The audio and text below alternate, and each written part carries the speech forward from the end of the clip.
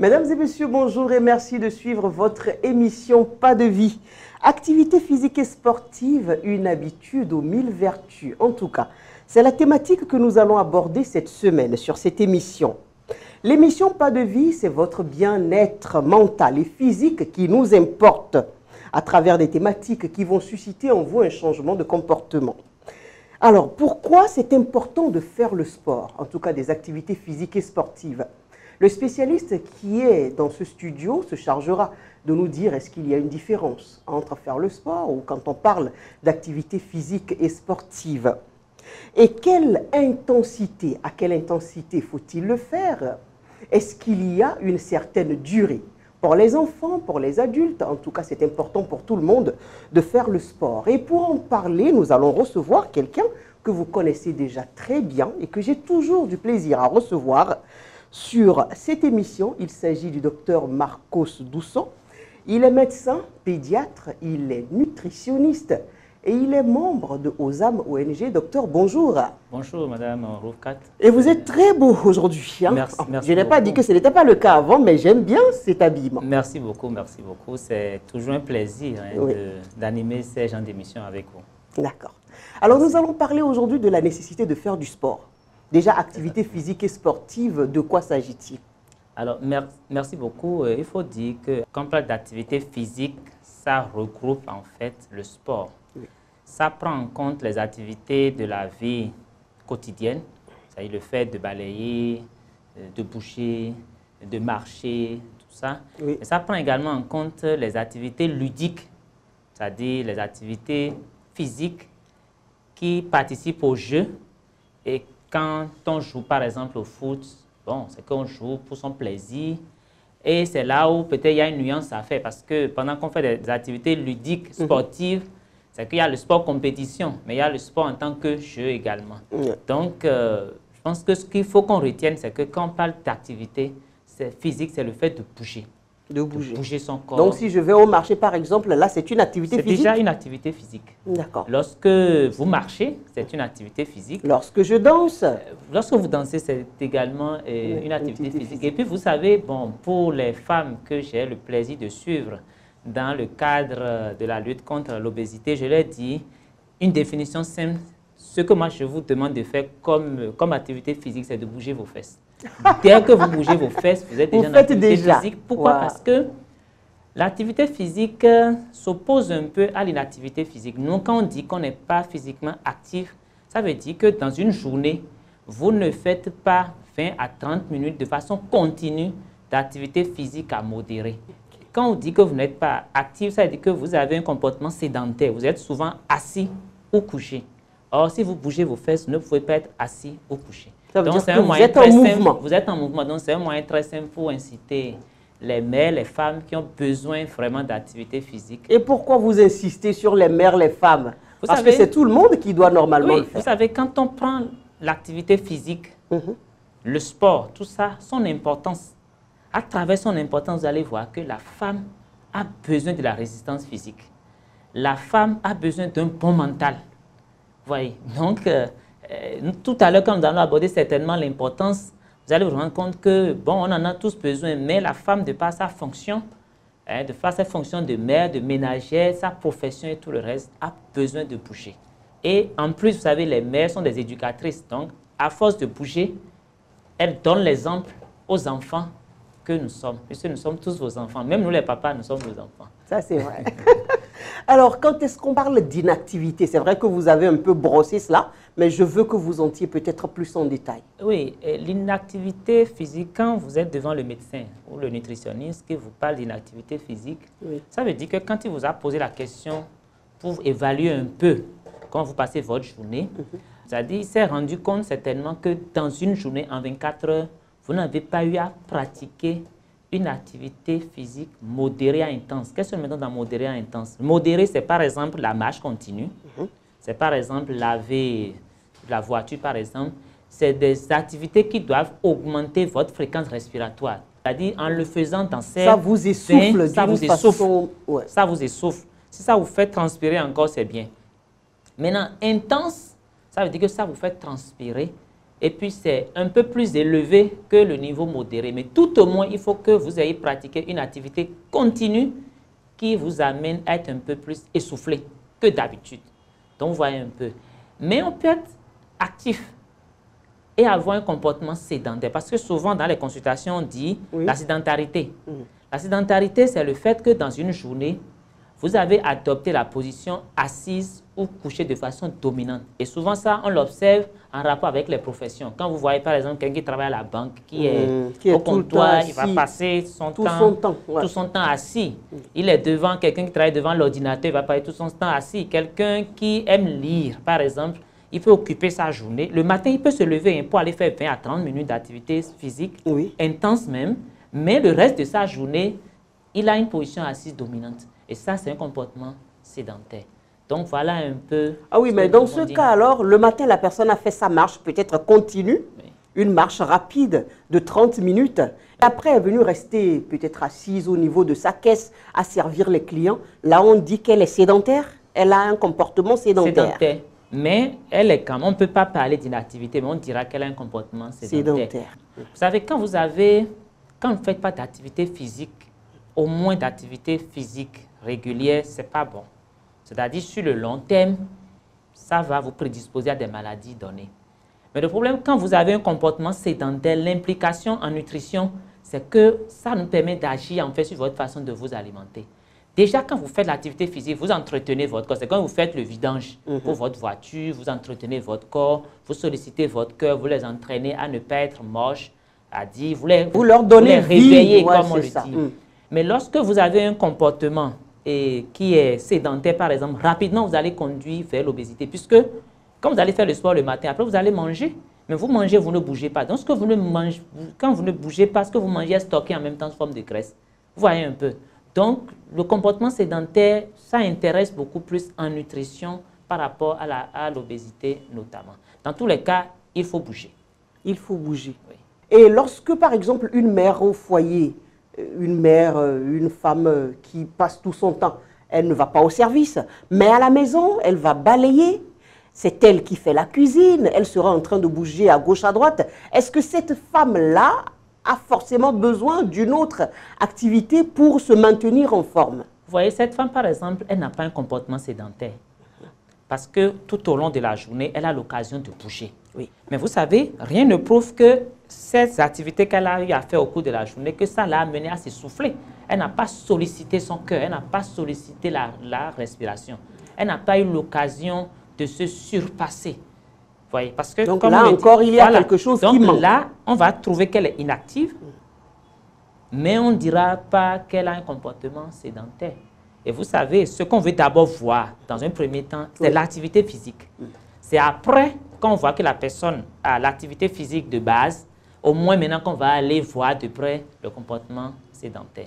Donc, ça veut dire qu'il faut vraiment œuvrer pour les deux. Il faut être physiquement actif, donc s'entraîner tous les jours. Et au cours de sa journée, trouver des occasions pour bouger, pour ne pas rester longtemps assis ou couché. D'accord. Voilà. Et c'est quoi l'importance du sport? Qu'est-ce qu'on y met dedans en fait? Vous savez, l'importance du sport, c'est à plusieurs niveaux. D'abord, ça donne de la résistance physique. Et vous savez, la résistance physique, on en a besoin. On en a besoin dans les activités de la vie quotidienne. Parce que vous allez voir peut-être deux personnes, vous allez m'excuser de me focaliser sur la femme parce que en tant qu'organisation de services d'aide à la mère et à l'enfant, la femme est au centre de vos préoccupations. De nos préoccupations. Vous allez voir deux femmes, par exemple, elles ne vont pas avoir la même rapidité à nettoyer le sol. Oui. Et elles ne vont pas avoir la même résistance lorsqu'il s'agira, par exemple, d'aller puiser de l'eau ou bien de marcher pour qu'on amène son enfant à l'école. Oui. Donc, je ne sais pas si vous voyez un peu l'importance de la résistance. Oui. Celle qui s'est entraînée est plus résistante. Elle va sentir moins la fatigue parce qu'elle a déjà appris à se surpasser, à se dépasser. Donc, le sport, ça augmente la résistance physique. Et cette résistance physique, ça sert dans certains métiers. Quand je prends le métier de journaliste, par exemple, vous allez sur des reportages. Et si vous n'avez pas l'habitude de vous surpasser, vous n'allez pas dire que c'est tous les reportages qui se passent de la même manière. Peut-être que vous serez, on a vu un président qui a marché dans ce pays. Si vous êtes dans ce lot-là, imaginez. Si vous n'étiez pas préparé, vous allez laisser certainement votre cadreur faire le chemin oui, seul. et vous serez derrière. Voilà, donc c'est pour vous montrer un Mais exemple. encore qu'il y a des femmes cadreurs. Nous, par exemple, chez les professionnels de la santé, quand on voit les infirmières, il faut faire des soins, il faut aller dans les hospitalisations. Quand on voit les chirurgiens, les sages-femmes, il faut faire des accouchements. Et même parlant de l'accouchement, vous voyez, la femme accouche. Oui. Et le fait d'accoucher, par exemple, ça a besoin de la résistance physique. Donc, une femme qui fait le sport va avoir une facilité à accoucher qu'une femme qui ne fait pas le sport. Et puis, j'irai même plus loin en parlant de l'acte sexuel. L'acte sexuel, qu'on le veuille ou non, ça demande de l'effort physique. Donc, une femme qui fait le sport aura certainement des atouts. Des atouts, plus de résistance. Donc, bon, mais ce n'est pas seulement que les femmes, les hommes aussi. Les hommes aussi. Bon, donc, il ne faut pas que les hommes pensent que je les exclus. Donc, c'est important pour tout le monde, femmes, enfants, hommes, pour tout le monde. Il faut faire des activités physiques. Maintenant, quand on quitte la résistance physique, oui, il faut voir également le mental. Le sport permet en fait d'avoir un meilleur mental. Parce que quand vous faites le sport, vous vous surpassez. Oui. Il y a une citation qui dit que quand vous faites, le sport, ça dépasse la peur. C'est comme si ça vous crée une peur et ça vous amène à dépasser en même temps cette peur-là. Oui. Quand vous faites le sport, c'est comme si vous-même vous créez une fatigue, mais que vous essayez maintenant de la vaincre. Vous vous entraînez, tout ça, ça améliore votre mental. Et puis, moi, je me suis amusé, hein, là également, à voir les métiers les plus stressants. C'est lesquels? Quand vous voyez les métiers les plus stressants, vous allez voir tous ceux qui sont dirigeants d'une entreprise, ceux qui sont dans les événementiels, qui organisent des événements, les professionnels de la santé, les journalistes. Tous ces métiers, c'est des métiers qui vraiment demandent du stress. Voyez, donc, quand vous êtes dans un métier qui demande du stress, forcément, vous avez besoin de faire le sport pour donner un meilleur rendement parce que le stress va impacter négativement sur votre rendement. Sur votre rendement. Donc, voilà autant d'exemples. On peut vraiment s'éterniser sur les bienfaits du sport. Il y en a tellement au plan psychologique, la maîtrise de soi, le lâcher prise.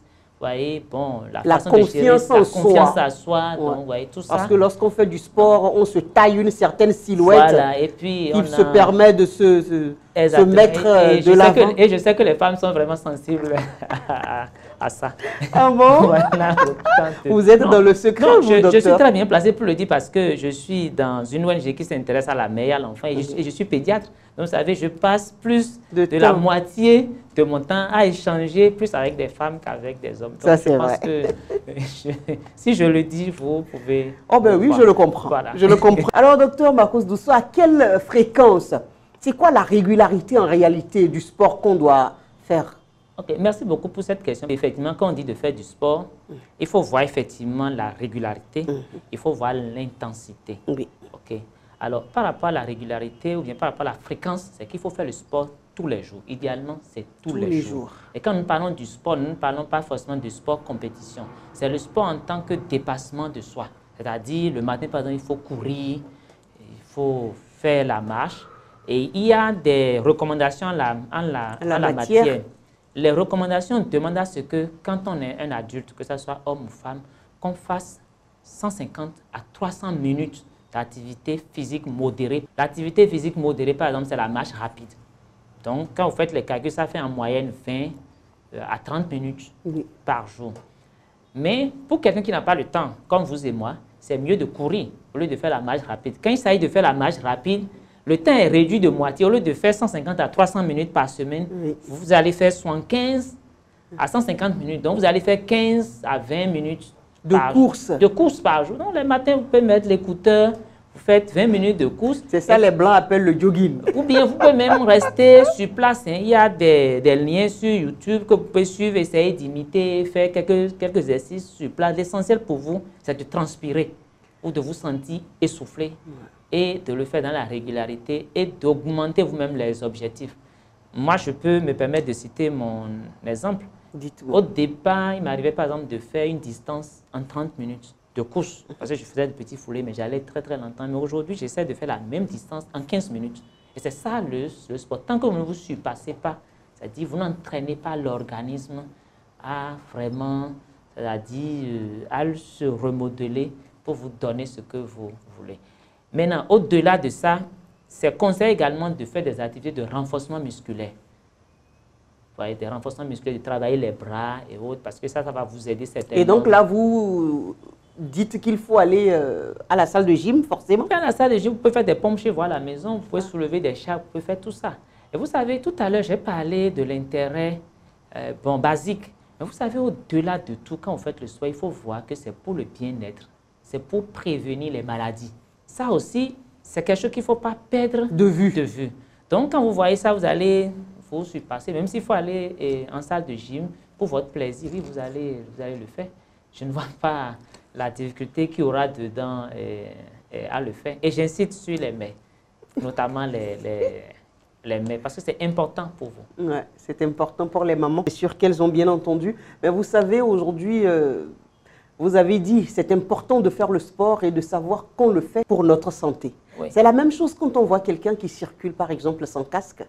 On ne voit pas, la personne ne voit pas forcément l'importance de porter un casque. Parce que parfois, vous voyez, on vous dit c'est important, mais tant que vous vous sentez un peu en forme, vous pensez que tout va bien et qu'on peut s'en passer. Bon, ben, on ne faisait pas le sport, nos aïeux ne faisaient pas le sport, il n'y avait pas de salle de gym, mais pourtant, ils vivaient 120 ans peut-être. Et puis, on banalise tout ce qui se dit et on fait face finalement à une maladie. C'est ce que vous dites est très juste. Tout ce qui demande à faire d'efforts, ce n'est pas facile. Parce que comme vous avez plusieurs fois, j'ai sorti le mot, il faut se surpasser. Il faut se surpasser. Ce n'est pas très agréable au départ. Et c'est justement pour ça que beaucoup n'arrivent pas à le faire. Mais là encore, on se fait prendre à notre piège parce que, vous savez, aujourd'hui, on est obligé d'aller faire le sport de façon active. Il y a des gens qui, sans s'en rendre compte par rapport à leur métier, quand vous voyez quelqu'un, par exemple, qui est docker au port, quelqu'un qui est un maçon, quelqu'un qui est une vendeuse, bon, naturellement, il fait déjà le sport. Mais c'est que nous, on a un mode de vie qui ne nous permettent pas de faire le sport. Donc, nous devons maintenant aller faire le sport de façon active. Et le problème qui se pose souvent, c'est qu'on n'est pas toujours conscient des avantages d'aller faire le sport, mais on ne prend pas conscience des conséquences de ne pas faire le sport. Et les conséquences de ne pas faire le sport, c'est les maladies. Il faut bien insister sur les conséquences, peut-être pour réveiller ceux qui sommeillent. Le fait de faire le sport réduit la mortalité prématurée de 30%. Les études sont unanimes dessus. C'est-à-dire que si vous prenez 10 personnes qui ne font pas le sport, il y aura 3 ou 4 qui vont faire une mort prématurée. Ensuite, quand le fait de ne pas faire le sport augmente le risque de l'obésité et du diabète de type 2 de 60%. Ça veut dire que si vous prenez 3 personnes qui ne font pas le sport, 2 tiers vont développer le diabète. Voyez un peu. Les conséquences sont dramatiques. Même le cancer du sein, il est dénoté, il est dit que quand vous faites la pratique du sport, diminue le risque de cancer du sein de 20%. Ce n'est pas négligeable. Les bienfaits Donc, sont non énormes. seulement on n'est pas conscient de tout ça, ou bien on est conscient, mais les contraintes que ça demande, les priorités qu'on doit déplacer pour le faire, on n'a pas toujours la présence d'esprit de faire ce sacrifice parce qu'on est dans le train de la vie, comme ça se doit. Et il faut aussi dire que parfois on n'est pas encouragé par les proches. C'est-à-dire quand vous êtes dans un milieu où personne ne fait le sport, vous vous sentez bizarre. Exactement, vous vous sentez parfois, vraiment moi, quand bizarre. je me lève le matin de chez moi et que je commence à courir dans le quartier, je ne retrouve pas beaucoup de gens comme moi. Au début, ça me gênait un peu, mais après, il faut penser au bien-être, à son bien-être, à sa santé. Et oublier tout le reste. Oublier tout le reste. Parce qu'au début, vous savez, les gens se moquent de vous, hein, mais après, quand ils commencent à voir que, bon, que vous êtes en pleine forme, ne prenez pas les cachets, vous êtes toujours en plein, ils commencent à vous demander, et c'est vous qui devenez leur leader. Ils commencent maintenant à faire comme vous. Donc, n'attendons pas les autres, faisons le sport, et puis les autres vont nous suivre. Et aussi les enfants surtout. Les enfants. Vont nous copier. Ouais, exactement. Voilà. Et donc, si je comprends ou si je résume, ça veut dire que pour mettre un terme ou pour prévenir les maladies chroniques, l'essentiel, c'est d'avoir déjà des activités physiques et finalement de faire le sport. Oui, vous savez, le sport, non seulement ça prévient les maladies chroniques, ça donne la résistance physique, comme je l'ai dit, et ça permet également d'avoir un bon mental. Donc, au finish, ça contribue à la longévité et ça contribue à un bien-être. Et ça fait même économiser de l'argent. Parce que, bon, vous savez, tout ce qu'on met dans les maladies chroniques, ce n'est pas de la blague, sans même compter la souffrance que ça génère. Et même là, je ne parle même pas encore de l'obésité. Le sport, ce n'est pas forcément l'obésité, c'est d'abord pour son bien-être. Et je ne parle pas de ce que ça va donner comme bénéfice au plan de la productivité. Il y a même des pays, on se demande s'ils ne sont pas développés à cause de leur pratique. Quand on prend les pays comme Japon, Chine et autres, là, ce n'est pas tout ça. L'alimentation et le sport qui est certainement la base de leur développement. Parce que si, bon, vous ne faites pas le sport, vous n'êtes pas forcément productif. Et vous savez, ceux qui ont besoin de sport et qui ne le font pas, la plupart du temps, c'est les décideurs.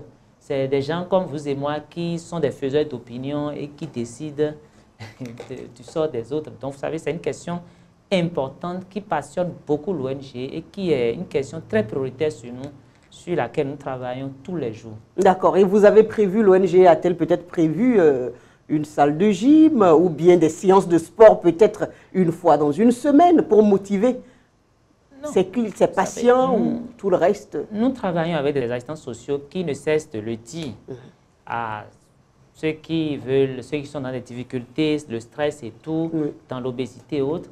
Nous avons plusieurs adresses de salle de gym que nous recommandons aux gens compte tenu de leur lieu géographique. Parce qu'il faut savoir aussi que dans tout ça, il faut faire des propositions, donner des recommandations, mais ne pas stresser les gens. Parce que s'il est au niveau d'Akpakpa et qu'il doit aller dans une salle de gym qui est à Agla, vous voyez. Donc, on essaie de leur dire, oui, vous pouvez faire ça comme ça, mais de façon simple, naturelle. On peut danser. Il ne faut pas se mettre trop de pression. Nous insistons beaucoup sur la danse. Oui, parce que ça, on s'amuse, mais en dépensant de l'énergie. De faire du sport sans s'en rendre compte. Hein? Et puis de garder un côté enfant. Et comment enfant. Ça se fait ça? Il faut danser en faisant du sport. Oui, mettez la musique que vous aimez et dansez en sautant. Dansez, dansez en sautant, dansez de sorte à vous essouffler.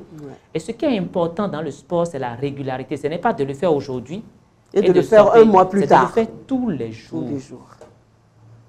On peut ne pas faire quelques jours là, on sait que c'est l'exception. Mais qu'est-ce qu'on constate? C'est exceptionnellement, on le fait. Et quand on le fait, on porte de beaux habits avec beaucoup de selfies. Et puis voilà, non, c'est pas ça. Il faut le faire au quotidien. Au quotidien. Je vous assure, c'est très important. Merci. Merci. Merci, docteur Marcos Dousso, pour tous ces conseils sur l'importance de faire des activités physiques et sportives.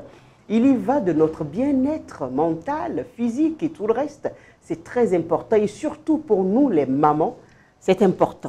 C'est ce que j'ai retenu. Merci à vous, mesdames et messieurs, de nous avoir suivis. C'est toujours un plaisir pour moi d'être avec vous et de partager tous ces conseils avec le docteur Marcos Dousso. Merci de nous suivre et à très vite pour un nouveau numéro. D'ici là, prenez soin de vous en faisant du sport. Merci.